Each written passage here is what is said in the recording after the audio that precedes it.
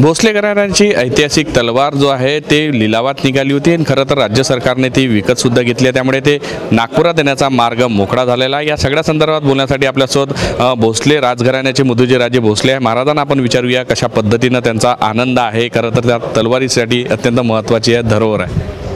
ही सर्वात प्रथम ही तलवार आपल्या महाराष्ट्रामध्ये आली, आपल्या नागपूरला येईल यासाठी सर्वात आपल्यासाठी आनंदाची बाब आहे। मी मुख्यमंत्री महोदयांना, फडणवीस साहेबांना, सांस्कृतिक मंत्री शेलार साहेबांना खूप खूप धन्यवाद देतो नागपूरकर भोसले परिवाराच्या तर्फे।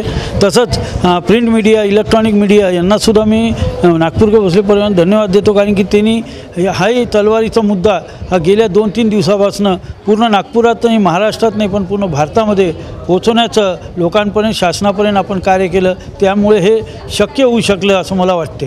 सरकारने ज्या पद्धतीनं अत्यंत जलदशील गतीनं खरं तर प्रयत्न केला, कारण की खूप कमी कालावधी मिळाला आणि त्या सगळ्यामध्ये बिडिंगही कुठंतरी वाढली। या सगळ्या कालावधी कमी मिळाला, कालावधी थोडा जास्ती मिळाला असं आमचं कॉन्टॅक्ट्स बरोबर राहिले असते। हे शॉर्ट नोटीसवर हे झालं, शासनाने एवढं लवकर पाऊल उचललं त्याबद्दल तुम्ही धन्यवाद देतो, कारण की थोडं त्यांना कुठेतरी अडचणी आल्या म्हणून ते गव्हर्नमेंट स्वतः बीट नाही करू शकत, कोणी प्रायव्हेट माणसाला त्यांनी हायर करून ते बीट केलं। आमच्याकडनं बीट चालू होतं, आम्हालाही कल्पना नव्हती की तिकडून कोणी व्यक्ती आहे, त्यामुळे बीट वाढली असेल, कारण की जेव्हा बीट एकामेकामध्ये बोलतो आपण त्यामुळे बीट वाढली। थोडं पहिले असतं ते कॉर्डिनेशन थोडं अजून व्यवस्थित राहिलं असतं, पण तरी ही तलवार आपल्यापाशी आली हे आपल्यासाठी महत्त्वाचं आहे। महाराष्ट्रामध्ये ही तलवार आली येणं हे आपल्यासाठी महत्त्वाचं आहे आणि त्याच्यानंतर ती नागपूरला येणं ही आपल्या सर्व नागपूरकरांसाठी अभिमानाची एक बाब आहे। नक्कीच पुढचे प्रयत्न काय असणार आहे ती खरं तर राज्य सरकारने विकत घेतल्यामुळे कुठेतरी ती संग्रहालयात ठेवले जाऊ शकते। आपले प्रयत्न काय असणार आहे आपल्या घराण्यात ती यावी?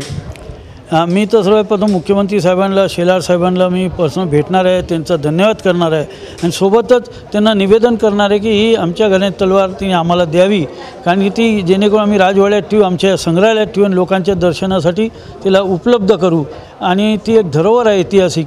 ती जर आमचा प्रयत्न पुरा राहील की ती आमच्याकडे आली पाहिजे। नक्कीच एक मोठा ठेवा भोसले घराण्याकडे आहे, त्यामध्ये अनेक तोफी आहे, तलवारी आहे, सगळे शस्त्र आहे। या शस्त्रागाराचं एक संग्रहालय तयार व्हावं ही सुद्धा भूमिका आहे, ती तलवार त्या संग्रहालयात असावी।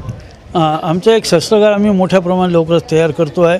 त्या संग्रहालयामध्ये ह्या ज्या आपल्याजवळ वस्तू आहेत त्याच्या व्यतिरिक्त अजून वस्तू आपण ते डिस्प्ले नाही करू शकतो जागेच्यामुळं, ते बी तिथं डिस्प्ले होईल, त्याचा इतिहास तिथं येईल, सोबत ही तलवार त्याच्यामध्ये राहिली तर या सर्व गोष्टीला एक ऐतिहासिक, अजून मोठं एक ऐतिहासिक वळण होईल हे निश्चित आहे लोकांच्या। या सगळ्यासाठी जे आहे भोसले घराण्याच्या वतीने प्रयत्न केले जाणार, एक मोठं संग्रहालय बांधलं जावं, त्यामध्ये ही तलवार जी आहे ती असावी। यासोबत भोसले घराण्याकडे असलेले जे शस्त्र होते ज्या काळामध्ये युद्धासाठी वापरले गेले त्याच्यासाठी सगळं संग्रहालय तयार व्हावं हा सुद्धा मानस आहे। त्यामुळे सर्वात पहिलं आता ही सरकार ही जे तलवार आहे ती सरकार भोसले घराण्याच्या ताब्यात देते का स्वतः कुठंतरी संग्रहालयात ठेवते हे पाहावं आता महत्त्वाचं असणार आहे। व्हिडिओ जर्नलिस्ट सौरभ बोलेसह पराग डोबळे, साम टीव्ही न्यूज, नागपूर।